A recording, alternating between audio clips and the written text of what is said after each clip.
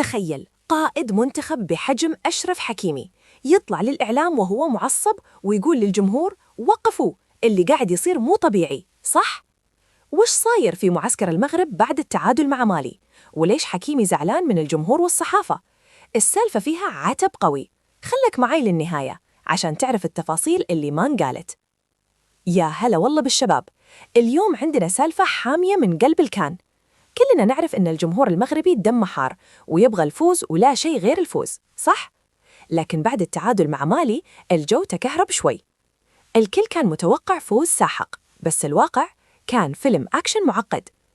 أشرف حكيمي الكابيتانو طلع اليوم في المؤتمر الصحفي وقال كلام من القلب، بس نبرته كانت غير.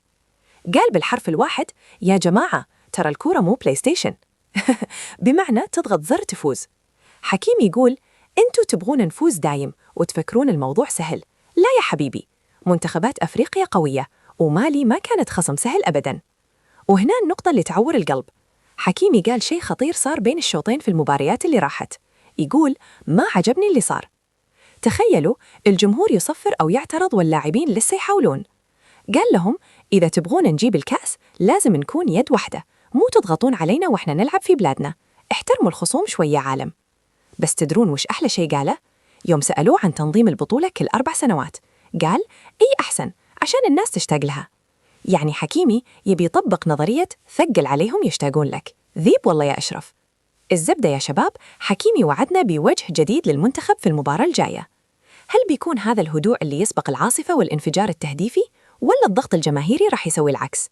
الساعات الجاية بتكشف لنا كل شيء، والمفاجأة اللي جهزها المدرب وليد الركراكي شكلها بتكون صادمة للكل. تتوقعون المغرب بيرد في الملعب ويسكت المنتقدين؟ اكتبوا لي توقعاتكم تحت. ولا تنسى اللايك والاشتراك، لأن بكرة عندي لكم خبر عن نجم عربي كبير يمكن يودع البطولة. مين هو؟ شغل الجرس وانتظرني بالفيديو الجاي. سلام.